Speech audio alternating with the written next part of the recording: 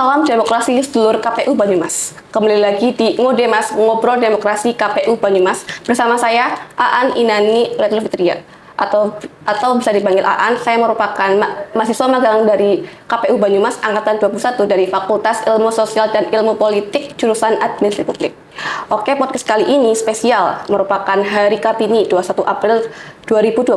Kita akan ngobrol bareng Ketua KPU Banyumas, Ibu Rofingatun Hasanah, atau yang akrab disapa Ibu Opi, tentang partisipasi perempuan dalam demokrasi.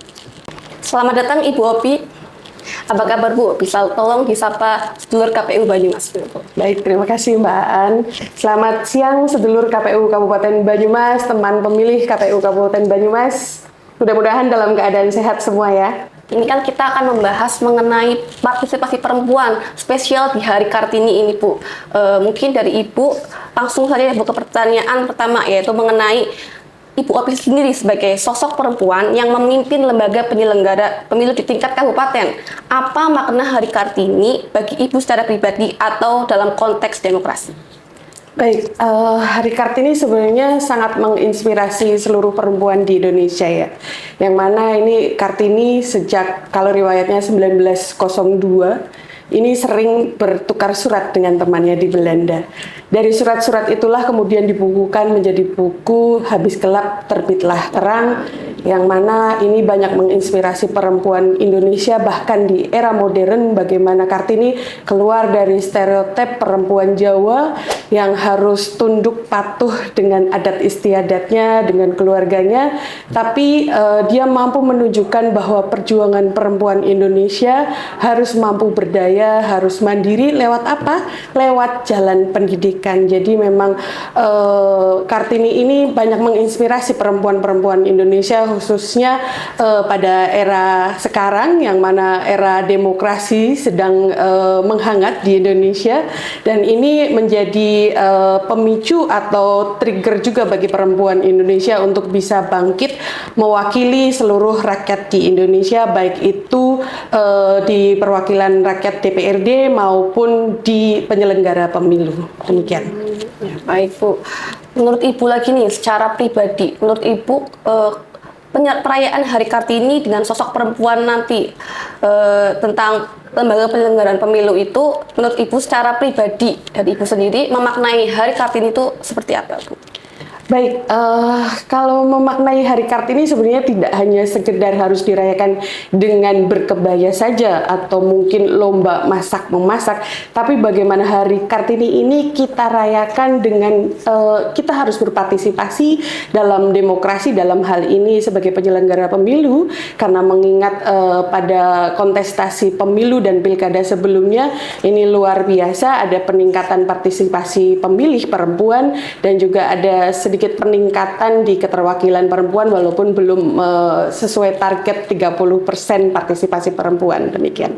Menurut Ibu ini, sejauh ini bagaimana keterlibatan perempuan dalam penyelenggaraan pemilu dan pilkada di Banyumas? Apakah ada peningkatan dari tahun ke tahun? Kalau untuk partisipasi politik tentu ada peningkatan dari pemilu 1999 sampai pemilu 2004 ini masih belum menggunakan afirmasi action.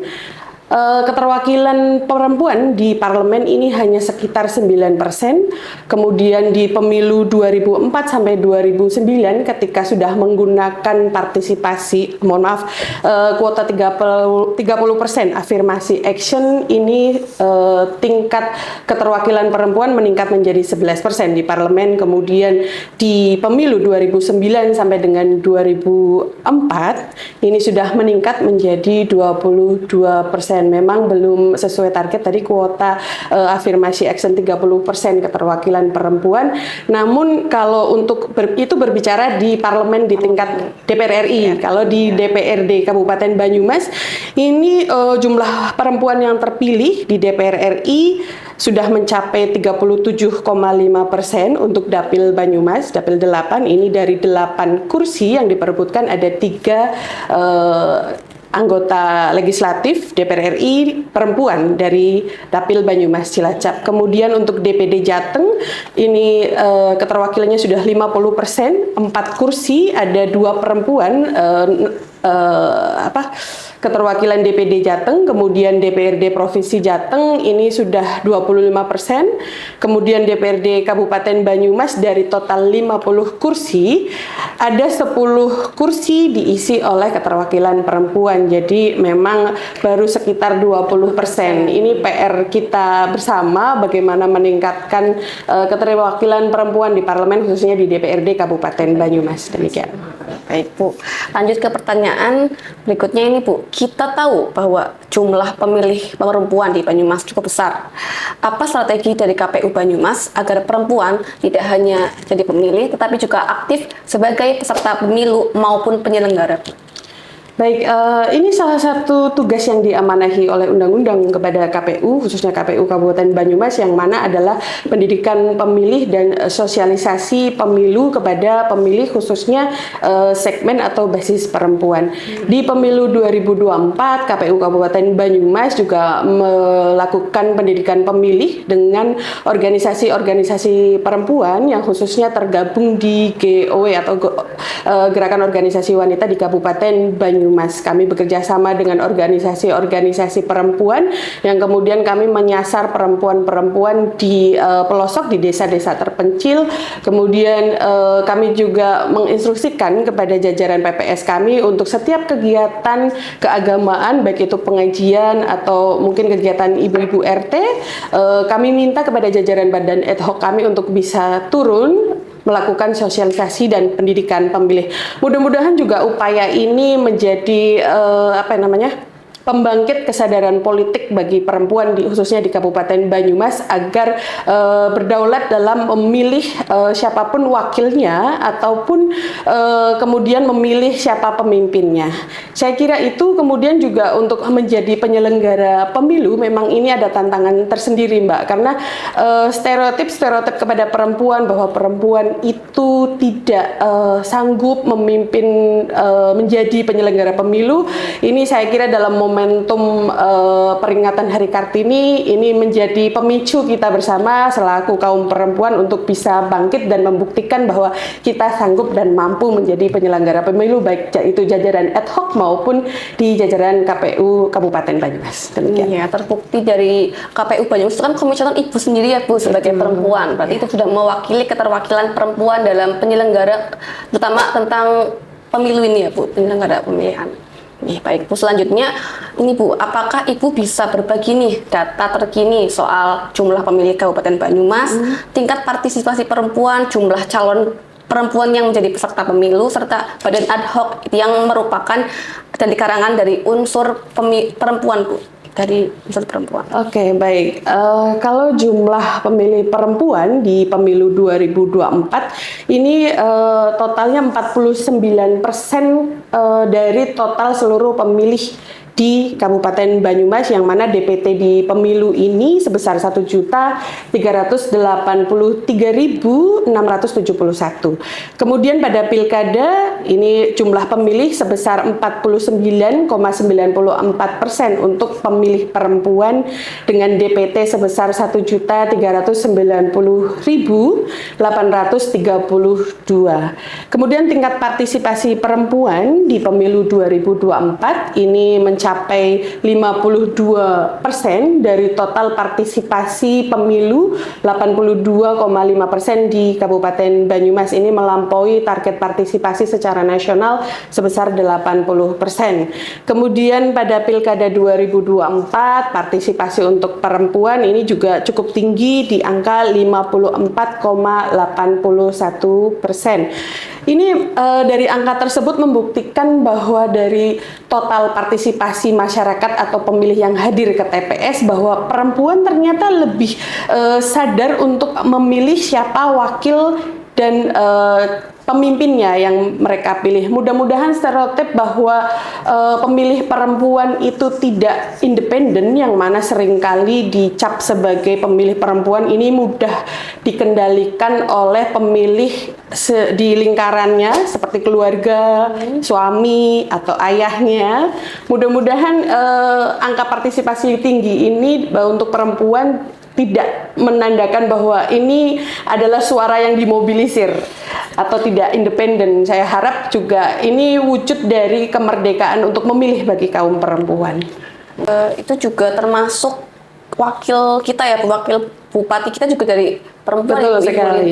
Itu termasuk menjadi salah satu keterwakilan perempuan dalam penyelenggara ini ya Bu. Iya. Tadi sedikit banyak sudah saya sampaikan datanya untuk keterwakilan perempuan baik di DPR RI, DPD, DPRD provinsi, kabupaten. Kemudian alhamdulillah pilkada kemarin juga menghasilkan wakil bupati perempuan juga.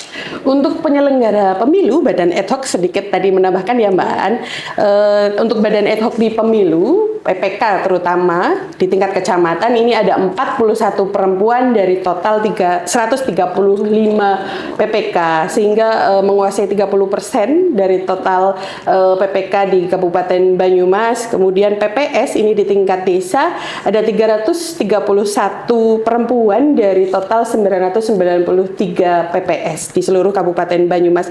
Kemudian pada pilkada ini ada sedikit penurunan, walaupun memang untuk ketua PPK dari tadinya 1 perempuan meningkat menjadi 6 perempuan menjadi ketua PPK di masing-masing kecamatan, walaupun memang menguasai 25% dari total seluruh PPK di pilkada sebanyak 135 orang.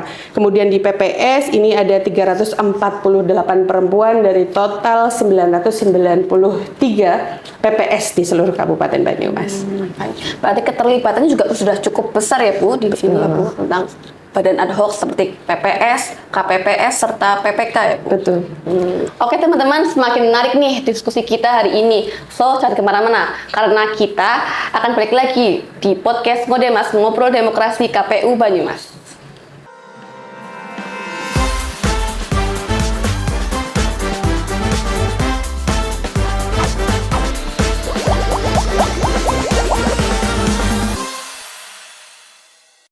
Halo sedulur, kembali lagi bersama kita di podcast Ngodemas, Ngobrol Demokrasi KPU Banyumas. Apa tantangan yang masih dihadapi perempuan dalam berpartisipasi politik, baik sebagai pemilih maupun sebagai calon atau penyelenggara? Baik, mungkin secara spesifik tantangannya adalah support system dari keluarga. Ketika keluarga tidak mensupport, tidak mendukung perempuan untuk bisa berpartisipasi di ranah publik, saya kira juga perempuan akan banyak terhambat untuk perempuan bisa mengaktualisasi dirinya di dunia politik maupun di penyelenggara. Itu penting karena kita hidup di tengah-tengah keluarga, oleh karenanya ketika perempuan ini hendak mengaktualisasikan diri atau berpartisipasi di ranah publik, saya kira urusan domestik juga harus sudah selesai. Oleh karenanya ini butuh peran penting support system dari keluarga. Pun demikian memang masih ada kesenjangan gender di masyarakat kita, yang mana terkait dengan pendidikan, kesenjangan perempuan mengakses pendidikan, kemudian lapangan kerja, dan tentu sebagian dari akses di ruang publik dalam kaitannya sebagai caleg-caleg di wilayah partai politik, demikian. Berarti masih beberapa tantangan termasuk support system ya Bu. Ini seperti anak muda zaman sekarang itu butuh support system, kayaknya itu juga sama. Selanjutnya Bu, apa yang bisa dilakukan KPU dan masyarakat agar partisipasi perempuan tidak hanya bersifat simbolik, melainkan substantif dalam demokrasi? Baik, ini pertanyaannya sangat berbobot sekali ya teman-teman pemilih. KPU Kabupaten Banyumas seperti tadi saya sampaikan, sebagai salah satu tugas fungsinya melakukan pendidikan pemilih khususnya pada basis perempuan, tentu selalu berikhtiar agar basis pemilih terbesar yaitu perempuan ini bisa berpartisipasi dalam ajang kontestasi, baik itu menjadi peserta pemilu maupun menjadi penyelenggara pemilu. Kami selalu mendorong kaum perempuan untuk bisa turut aktif untuk hadir ke TPS, memilih wakilnya, kemudian memilih pemimpinnya, bahkan mendorong untuk perempuan bisa menjadi salah satu kontestan dalam pemilu maupun pilkada. Saya kira itu. Baik Bu, selanjutnya Bu, sebagai Ketua KPU Banyumas, apa pesan Bu Opi untuk perempuan muda di Banyumas agar lebih berani dalam peran demokrasi? Baik, ini sekaligus closing statement atau Masih ada sih. Oke. Tadi apa diulangi, sorry. Oke, sebagai Ketua KPU Banyumas, apa pesan Bu Opi untuk perempuan muda di Banyumas agar lebih berani dalam mengambil peran demokrasi ini? Oke, baik, untuk perempuan di Kabupaten Banyumas dalam momentum Hari Kartini kali ini, mudah-mudahan teman-teman pemilih, khususnya pemilih perempuan, bisa berpartisipasi aktif, menunjukkan bahwa perempuan juga bisa berdaulat, menunjukkan bahwa perempuan juga memilih dengan hati nuraninya wakil-wakilnya yang memang kredibel, yang memang layak untuk mewakili suara-suara perempuan di parlemen, untuk memilih pemimpin yang benar-benar concern, perhatian kepada isu-isu tentang perempuan, yang mana ini memang butuh pengawalan legislator kita terkait anggaran responsif gender, yang mana ini perempuan memang sangat butuh banyak perhatian, Mbak, karena selain perempuan ini juga terkait kesejahteraan, juga terkait pendidikan dan kesehatan anak-anak kita untuk generasi mendatang. Baik Bu, terakhir nih Bu, apa rencana KPU Banyumas ke depan untuk terus mendorong peran serta perempuan dalam pemilu dan pendidikan demokrasi? Baik, sebenarnya ada dua agenda KPU Kabupaten Banyumas di luar tahapan pemilu maupun pilkada. Salah satunya adalah dengan menyelenggarakan Desa Peduli Pemilu, kemudian ada Jambore Demokrasi, dan ada Literasi Demokrasi. Hal ini kami juga menyasar untuk kaum perempuan, yang mana agar perempuan juga lebih melek literasi, lebih paham demokrasi yang sedang berlangsung di bangsa ini seperti apa, dinamikanya seperti apa, dan bisa memahami track record masing-masing wakil rakyat kita maupun pemimpin kita, sehingga pada pemilu di 2029 nanti pemilih perempuan khususnya bisa lebih cerdas memilih wakil-wakilnya dan pemimpinnya nanti. Baik Bu, jadi untuk terakhir bisa Bu kasih kita closing statement tentang partisipasi perempuan di demokrasi ini Bu. Baik teman pemilih, pada Hari Kartini tahun ini, marilah kita bersama-sama merayakan prestasi perempuan Indonesia, menghargai peran mereka dalam membangun bangsa ini dan membangun komitmen kita untuk menciptakan masa depan yang lebih inklusif dan setara bagi semua warga Indonesia tanpa memandang jenis kelamin. Sebagai perempuan Indonesia, kita memiliki tanggung jawab untuk terus mengambil peran aktif dalam mewujudkan impian Kartini untuk masyarakat yang adil dan sejahtera. Mari kita terus berjuang, belajar, dan bertumbuh bersama mengikuti jejak Kartini dalam meraih kemerdekaan dan kesetaraan yang sejati. Selamat Hari Kartini. Terima kasih Ibu Opi atas waktunya serta obrolan inspiratifnya. Semoga semakin banyak perempuan di Banyumas yang tergerak untuk lebih aktif dalam demokrasi. Selamat Hari Kartini untuk seluruh perempuan di Banyumas, terutama seluruh KPU Banyumas. Jangan lupa ikuti terus podcast Ngode Mas di kanal resmi KPU Banyumas. Salam KPU melayani, integritas 24 jam bersama KPU, kita bahagia.